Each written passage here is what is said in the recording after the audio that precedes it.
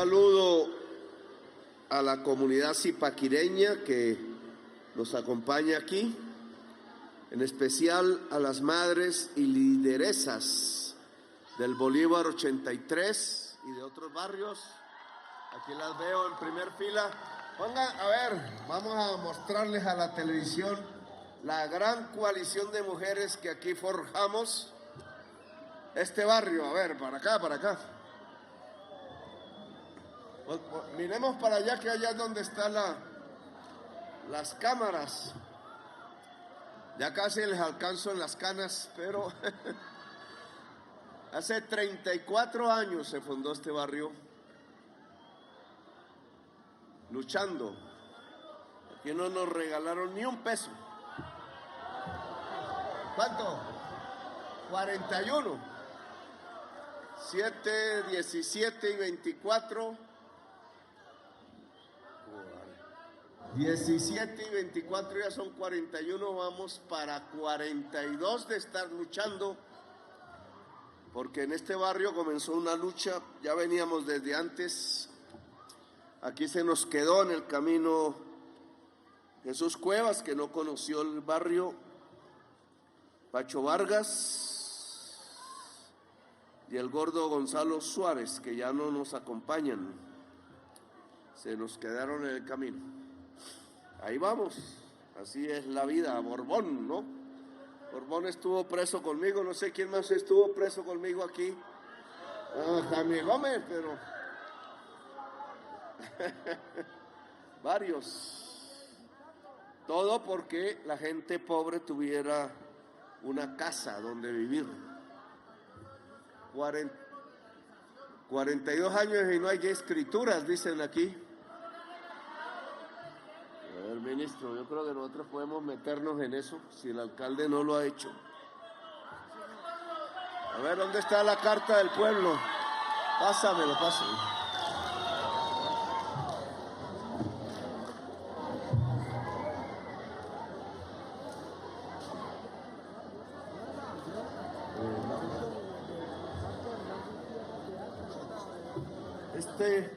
Pero este no es la carta, está por allá.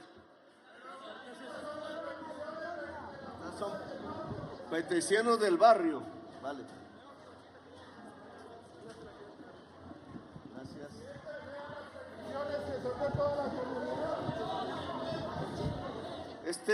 Este periódico, este es el número 1.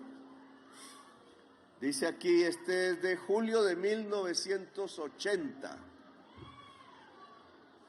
Nosotros lo vendíamos en los barrios, yo tenía 20 años, siempre, alguna vez tuvimos 20 años, como reza la canción. Este periódico lo hacíamos varios jóvenes de Zipaquirá, estudiantes todos, algunos obreros de Peldar y de Álcalis, y ya estábamos en el M19 aquí. Pero nos movíamos legalmente vendiendo estos periódicos, y lo que habla es de Álcalis, de las pensiones, de la huelga, que aquí está Gustavo Poveda, que no volví a ver,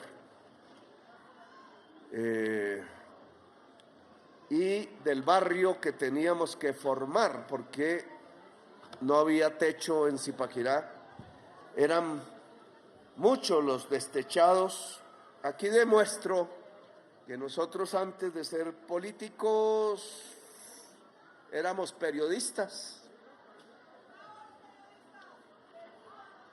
Nosotros éramos periodistas del pueblo. No nos vendíamos a ninguna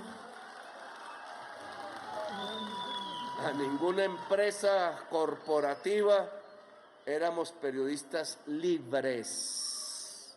Algunos ya murieron de los que escribieron estas páginas. Víctor Jairo Chinchilla, fundador de La Posta, profesor de educación física e impulsor de una nueva concepción de la educación física en Colombia. Fue el fundador del Sindicato de Profesores de Educación Física de Colombia. Jesús Ernesto Cuevas, economista, Aún su placa está en la Facultad de Ciencias Económicas de la Universidad Nacional.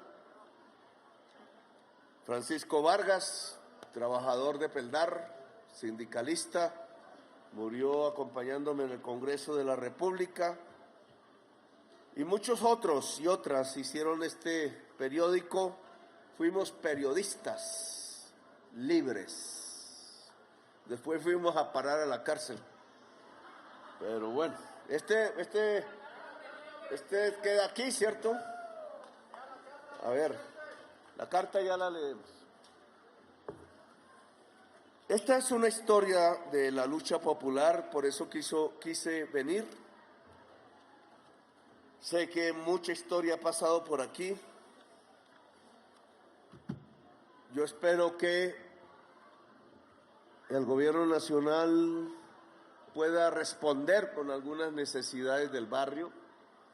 Una de ellas es, ministro, el que la fibra óptica llegue a cada casa. A veces no está entre las necesidades que generalmente me cuentan, porque pues hay unas necesidades que parecieran fundamentales. Ustedes me hablan de las escrituras que debería dar el alcalde, pero la nación debe tener algún mecanismo para asumir las funciones del alcalde si no ha sido capaz de escriturar. Esta es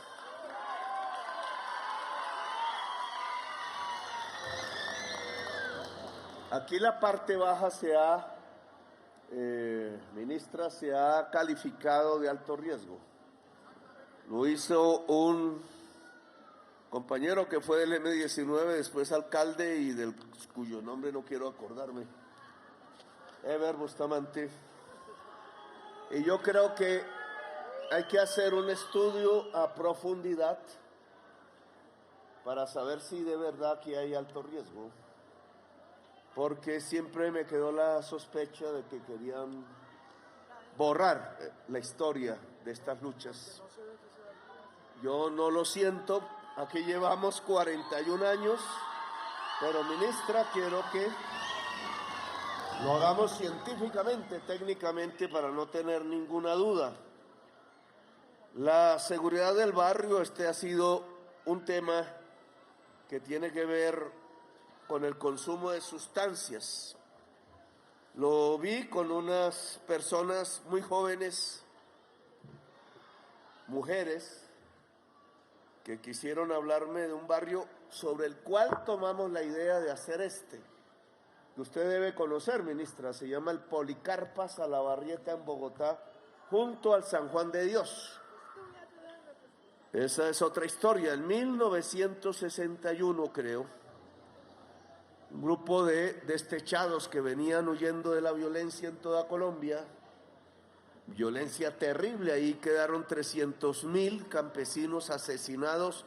Es el genocidio del pueblo gaitanista.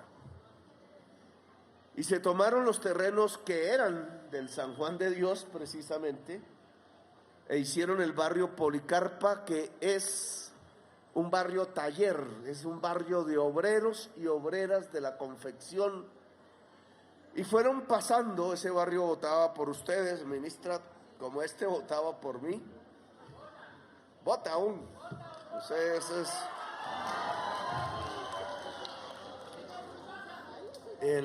gracias. En ese barrio encontré la historia contada por la juventud actual. Les dije que formaran el grupo de las polas, ya que hay un polo por ahí medio escachalandrado, pues mejor hacer el grupo de las polas, que vuelva a contar la historia del Policarpa, sobre el cual yo tomé la idea muy jovencito de hacer algo parecido en Zipaquirá. Aquí también la juventud debería ser otra vez una contadora de la historia, para que no se olvide entre la juventud misma, porque en la mayor defensa que hay contra el consumo de drogas y el abuso del consumo, el abuso, es la unidad popular, es la comunidad unida, es que la juventud tenga un propósito. Y la historia misma de este barrio puede darle un propósito a la juventud. Ojo, no es con barrotes, no es pegando rejo, como un joven puede encontrar la razón de ser de su existencia, es encontrando el propósito. Y a veces la historia de la lucha popular puede generar ese propósito. La inversión social no se ha visto reflejada con el paso de los gobiernos nacionales, departamentales y locales. Esto conlleva a que nuestros niños y jóvenes no sean arrebatados por la delincuencia. Ministro, para eso es poner la fibra óptica. La fibra óptica. Aquí se inscribieron como comunidad de conexión. Se llama, ya no se llama así, compañeros, se llama juntas de internet. El barrio entonces está organizado para ello. Cuando se forja un internet poderoso en cada casa, los viejitos a veces no sabemos para qué sirve, llega el mundo a la casa. Es como abrir una ventana y observar el universo. Al principio el joven ve viejas y las señoras también, viejos. Pero después, no solo eso, porque del cuerpo humano no hay que avergonzarse, sino llega la matemática, llega la cultura para hacer blue jeans, para hacer camisas, llegan los software, le llaman las programaciones para hacer rejas. Aquí había una vez un taller de rejas para hacer carpintería. La nieta del carpintero la tengo aquí de escolta mía, por acá estaba, trabajando en cuidarme de que no me pase nada malo. Aquí habían muchas confecciones. Lo que yo pedí fundamentalmente era que el transformador de energía eléctrica, ministro, fuera poderoso. Y ahora, porque en ese entonces no había, que llegue fibra óptica a cada casa, porque al tener energía eléctrica y fibra óptica, la casa se puede volver un taller. Y se puede vivir de eso. Por eso los lotes en su superficie miden 72 metros cuadrados. Lo aprendí de un cura, un sacerdote en Lima, donde existe una villa, ¿cómo es que se llama?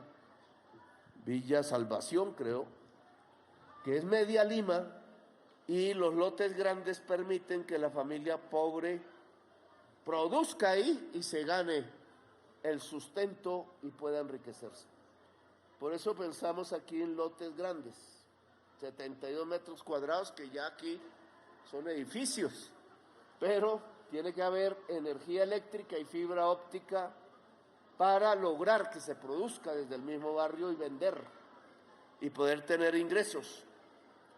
La infraestructura del barrio es deficiente.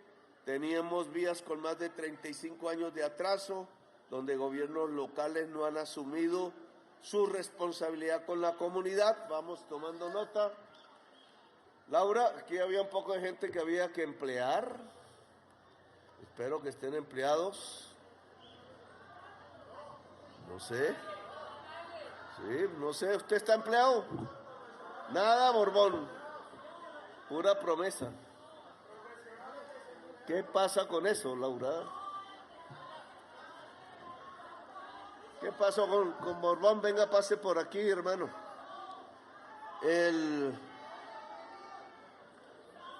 Solo vienen cada 4 años a buscar el voto y no cumplen. No cumplen. Es Héctor Borbón.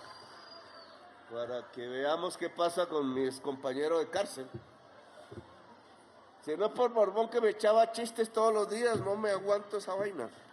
Hasta que hicimos unos caballitos de madera chéverísimos. ¿Qué más, Héctor? El último caballito. Yo quiero una anécdota muy linda que tengo de Gustavo. El día que salimos de la cárcel, un periodista español le hizo una pregunta, que qué iba a hacer cuando saliera de la cárcel. Dijo ser presidente de Colombia. Y acá lo tenemos, ¿cierto?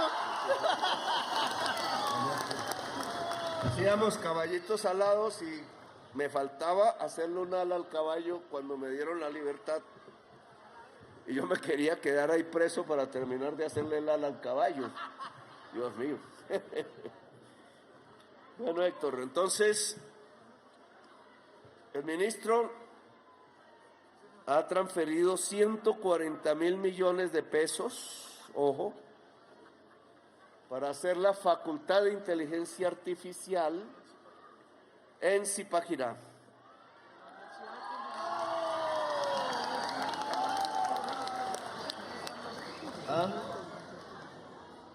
Tiene que ser una facultad, luego una universidad tiene que ampararla. Puede ser el Instituto Técnico Central de los Lasallistas para volver, ITC no es de los lasallistas, es administrado por los lasallistas, igual que el colegio donde estudie, son públicas.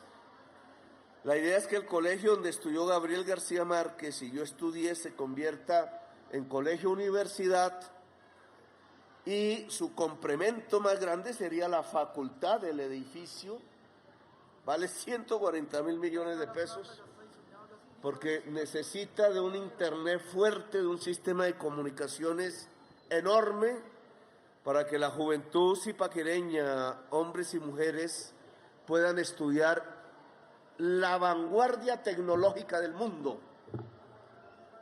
Es como si cuando estuviera García Márquez, que se echó un discursazo en la plaza principal de Zipaquirá, cuando salió del colegio, era bachiller y coincidió con que se acababa la Segunda Guerra Mundial, y hizo una loa al Ejército Rojo y casi lo sacan a bolillazos los conservadores. Pero si en ese entonces hubiéramos leído 100 años de soledad, que no lo había comenzado a escribir, hubiéramos estado en el top de la literatura mundial, con un hijo de Zipaquirá que nació en Sucre y vivió en Aracataca, pero que quiso hacer su bachillerato aquí porque los colegios eran buenísimos y porque la Concesión Salinas trabajaba tanto en Manaure, Guajira, como en Zipaquirá, las minas de sal, y por eso costeños y cachacos zipaquireños estamos medio mezclados. Entonces aquí se baila vallenato. En mi tiempo no tanto, pero lo pusimos de moda. Esa facultad va a ser del Colegio Nacional Lasalle un colegio universidad. Ojalá el técnico y los colegios femeninos públicos puedan engarzarse a esa idea, ministro, pero se necesita o que la Universidad de Cundinamarca o el ITC vuelvan realidad esto que nos queda un año para hacer. Y llevo 2 años diciéndolo. La licitación ya se inicia en enero, para que lo diga presidente. Y el lote queda, que ya está adjudicado en la Universidad de Cundinamarca. Vale, listo. Entonces, entre, no sé, los decretos, vamos a leerlos. Ministra, venga para acá. Desocupado. Bueno, vamos a leer de regalo de Navidad para Colombia, para el pueblo trabajador de Colombia. La última parte que este es el de transporte. No, entonces el general. Este es el general. A ver, ya lo firmo aquí. Sí, usted lo firma ahí. Esta vez. Entonces es el decreto de salario mínimo.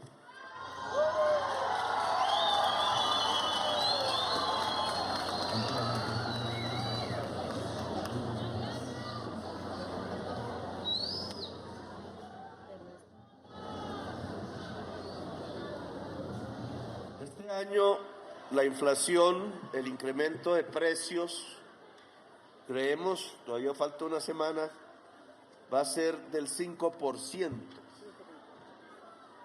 y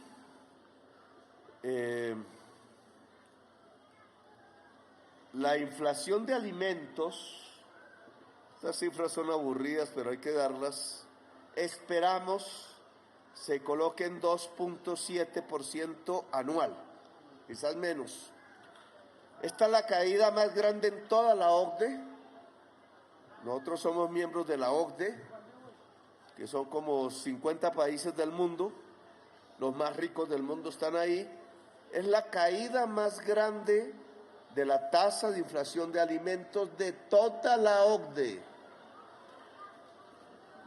Es decir, la política del gobierno de Colombia, potencia mundial de la vida, fue tan efectiva que la elevación del precio de alimentos, que es lo que más consume la gente humilde de este país y la gente trabajadora, estuvo por debajo, muy por debajo del promedio de inflación del país. Entonces, vamos a manejar estas dos cifras, 5% nivel promedio del crecimiento de bienes, del precio de los bienes, y 2.7 nivel promedio del crecimiento de los precios de alimentos, y lo vamos a comparar con la subida del salario mínimo que proponemos para el año entrante, que rige a partir del 1 de enero, dentro de una semana. Ese crecimiento va a ser del 9.54% anual. Sube en pesos, 123.500 pesos, y queda en... ¿Dónde está la cifra? 1.400.000. Con auxilio de transporte, el salario mínimo sin auxilio de transporte queda en 1.423.500 pesos, y con auxilio de transporte 2025 queda en 1.623.500.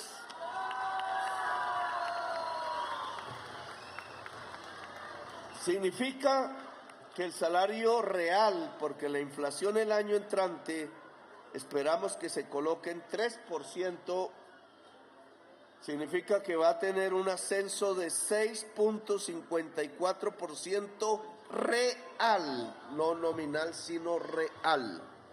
Es un crecimiento del nivel de vida de todas las personas que ligan su ingreso al salario mínimo, que ya viene por tercera vez. Hemos crecido el salario mínimo en Colombia en términos reales. Hay que hacer la operación, la ministra no sé si lo tiene por aquí entre los números. En el 2022, 16%.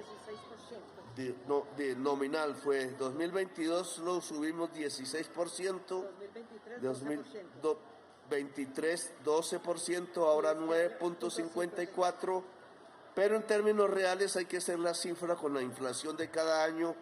Esto me da más o menos que hemos crecido el salario mínimo real en Colombia un 30 a un 35% en los 3 años que llevamos. Tenemos que hacer un mayor esfuerzo el año entrante.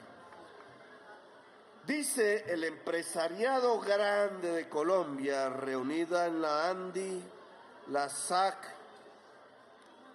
que si yo crezco el salario mínimo real, se desploma la economía nacional. Eso no es cierto. Llevo subiendo el salario mínimo real muy por encima de la inflación en el año 2022, en el año 2023, ahora en el año 2024, la economía nacional lo que hace es crecer.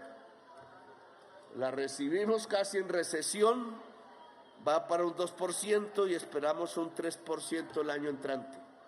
Luego, no nos están diciendo la verdad. El salario mínimo, si crece, hace crecer la economía, no al contrario.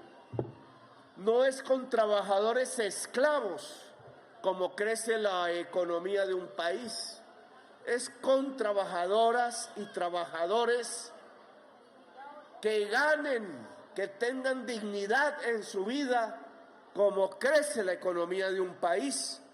Esa mentalidad de creer que los trabajadores tienen que ser esclavos en Colombia, por eso vienen impidiendo que se apruebe la reforma laboral, no le sirve a Colombia.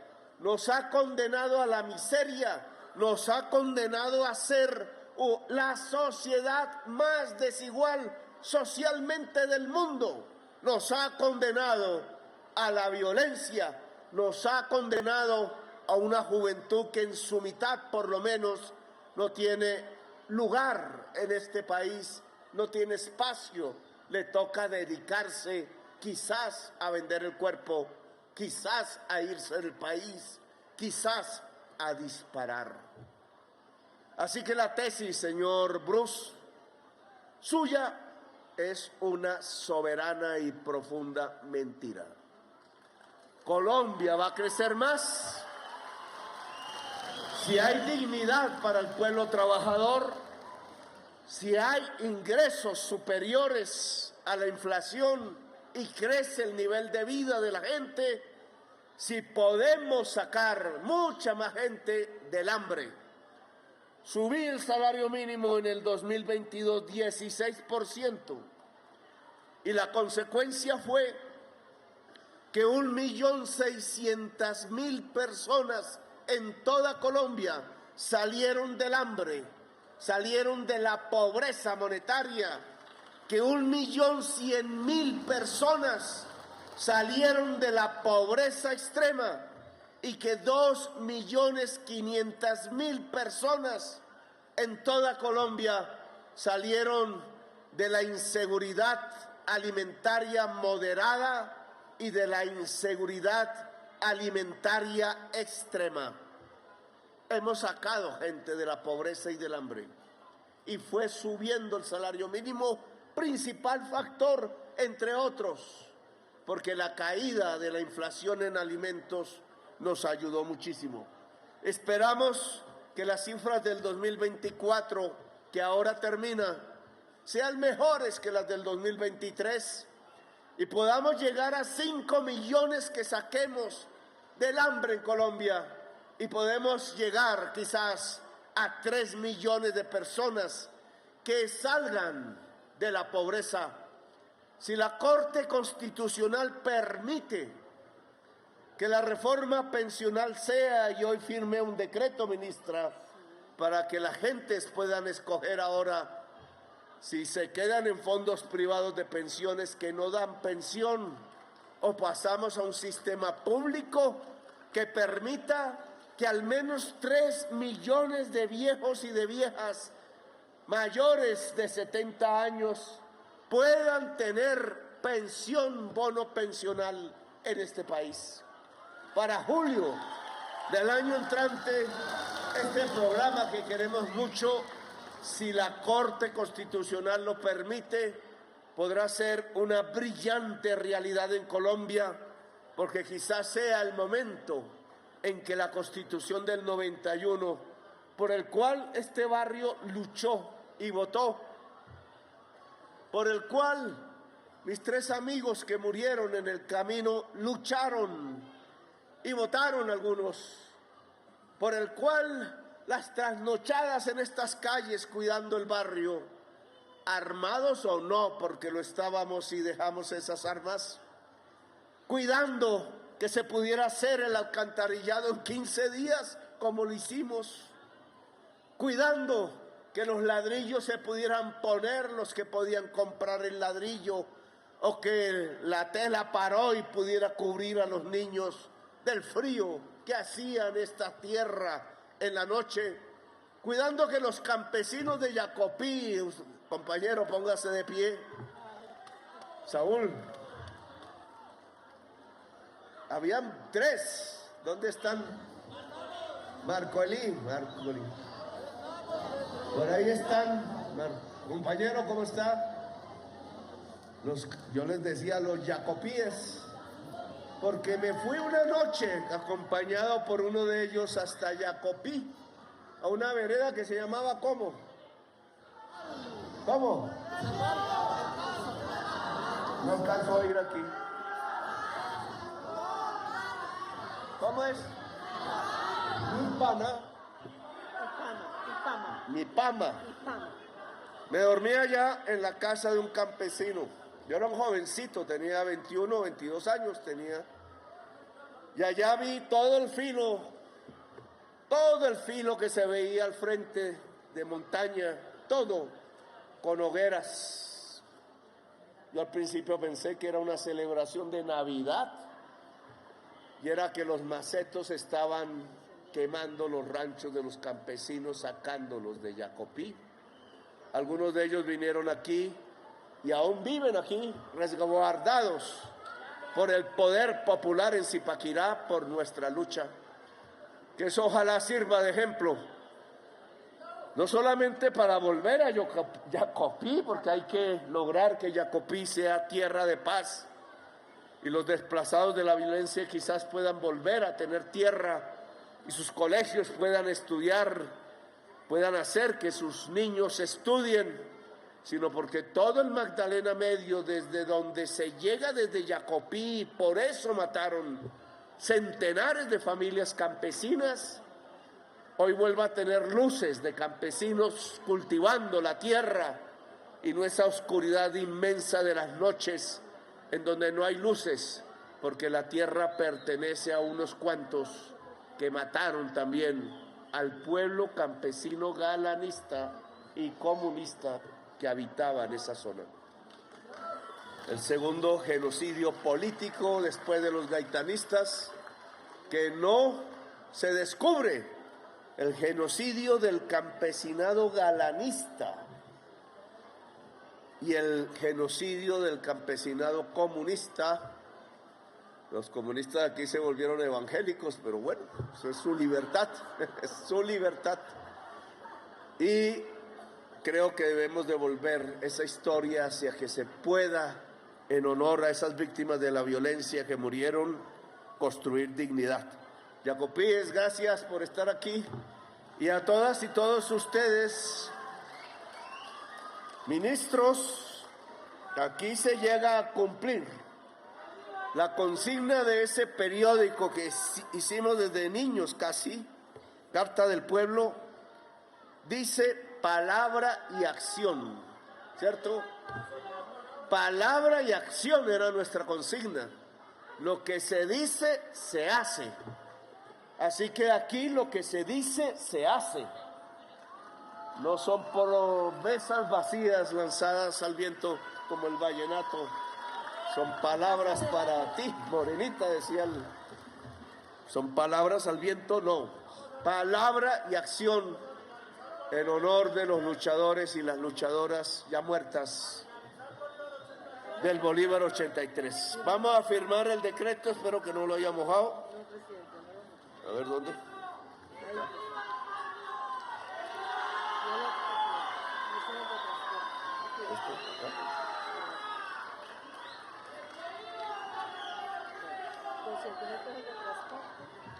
Aquí hay otro más. Bueno, entonces, gracias por haberme escuchado. Que tengan una feliz Navidad, un próspero año nuevo. Que no sea la última vez que nos veamos. Que esta niñez y esta juventud retomen el camino de la lucha popular, de la cultura, del arte. Que Bolívar 83 se llene de poetisas y poetas que le canten a la vida. Gracias, muy amables. Gracias a todas y todas.